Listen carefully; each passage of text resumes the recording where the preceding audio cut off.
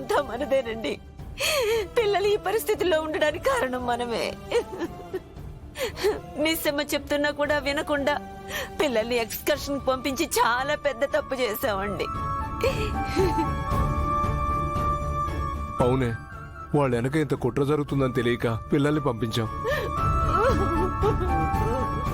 మావయ్య, పిల్లలు వెళ్ళాలని మారం చేస్తే మీరు మాత్రం ఏం చేస్తారు చెప్పండి? పిల్లలు పరిస్థితిని అర్థం చేసుకోలేరు కాబట్టి మారం చేస్తే పంపించాం. కనీసం పెద్దలు మేమైనా అర్థం చేసుకుని ఉండాలి కదా. అట్లీస్ట్ నీ మాటైనా వినుండాలి కదా.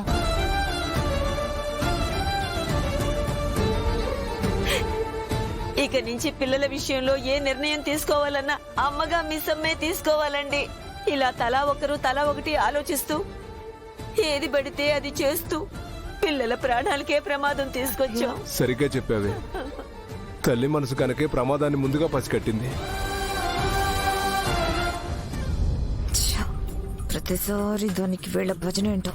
ఇప్పుడు ఇలానే వదిలేస్తే మెల్లగా ఇంట్లో నా మాటకి విలువ లేకుండా చేస్తారు. ఏంటాంటీ, ఒకసారి తప్పు జరిగిందని ప్రతిసారి అలానే అవుతుందా ఏంటి? నువ్వు మాట్లాడుకు మనోహరి. పిల్లలు వెళ్ళాలంటే వత్తాసు పలికింది నువ్వే గనక ఏం మాట్లాడకుండా ఉంటే పిల్లలు వెళ్ళాలని అంత పంతం పట్టేవాళ్ళు కాదు. అవునత్తయ్య, పిల్లలకి ఎవడిగారు దగ్గర అవ్వాలని మిస్ అమ్మకి వాళ్ళని దూరం చేయాలన్న దుర్బుద్ధితో వాళ్ళకి లేనిపోనివన్నీ నేర్పించి పంపించింది. అదేంటండి అలా అంటున్నారు?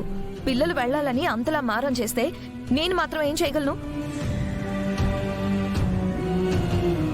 ఆరు ఉంటే ఏం చేసేదో నేను కూడా అదే కదా చేశాను. నా పెద్ద కోడలు ఉంటే ఏం చేసేదో నా చిన్న కోడలు కూడా అదే చేసింది. వాళ్ళిద్దరికీ కావలసింది పిల్లల క్షేమం ఒక్కటే. నువ్వే మధ్యలో వచ్చి వాళ్ళని వెళ్లేలా చేసావు. వదిలేండి అత్తయ్య, పిల్లలు క్షేమంగా ఇంటికొచ్చేస్తారు. చాలదు మిస్ అమ్మ. ఇలాంటివి మళ్ళీ మళ్ళీ జరగకుండా ఉండాలంటే పిల్లల విషయంలో ఎవరూ జోక్యం చేసుకోకూడదు.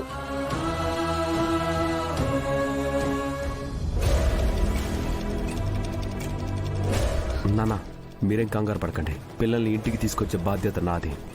మీరు జాగ్రత్తగా ఉండండి. రాథోడ్, ఏమండి, నేను కూడా వస్తాను.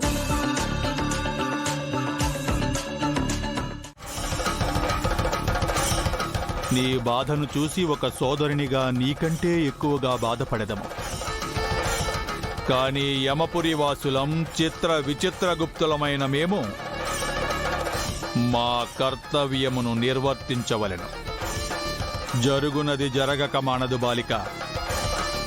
విధికి ఎదురు వెళ్ళినచో వినాశనము తప్పదు. ప్రకృతి విరుద్ధమైన పనులు చేసి ఏ ఒక్కరూ సుఖముగా ఉన్న చరిత్ర లేదు. మేము ఎందులకు చెప్పుచుంటేమో అర్థము చేసుకొనము. లేదు అనిన తక్షణమే నీవి గీత దాటి నీ పిల్ల పిచ్చుకల వద్దకు వెళ్ళము. ఈసారి నిన్ను మేము ఆపము. గుప్తా గారు,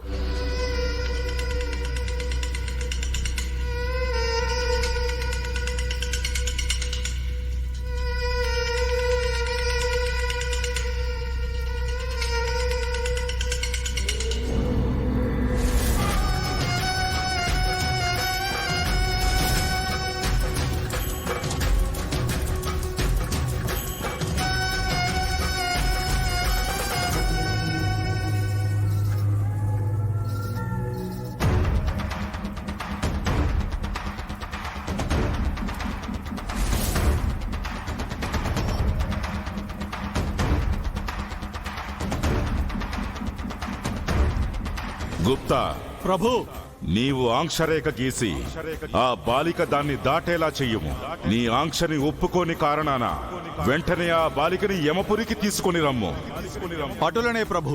మనము చేయుచున్నది మోసము అనుకోవచ్చును గుప్తా, కానీ ఆ బాలికని ఏమార్చితే కాని యమపురికి తీసుకుని రాలేము. చిత్తం ప్రభు. ధూమ్ తత ధూమ్ తత ధూమ్ తత ధూమ్ తత ధూమ్ తత. బాలిక, నిన్నెటులైనను ఆ రేఖను దాటించుట తప్పని తెలిసినను నిన్ను బలవంత పెట్టుట తప్పుటలేదు. ఎందువలననినా నిన్ను ఆ రేఖను దాటించుటయే మా తక్షణ కర్తవ్యం.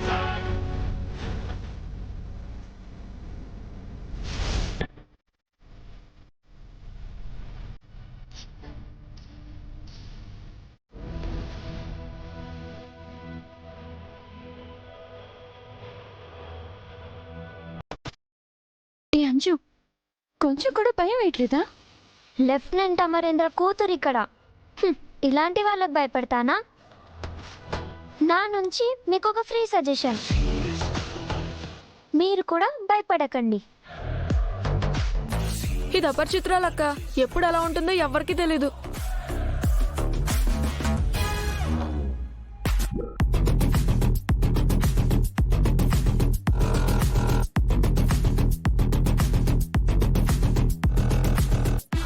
ఏంటి అలా చూస్తున్నావు?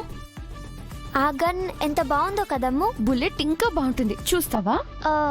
వద్దులే.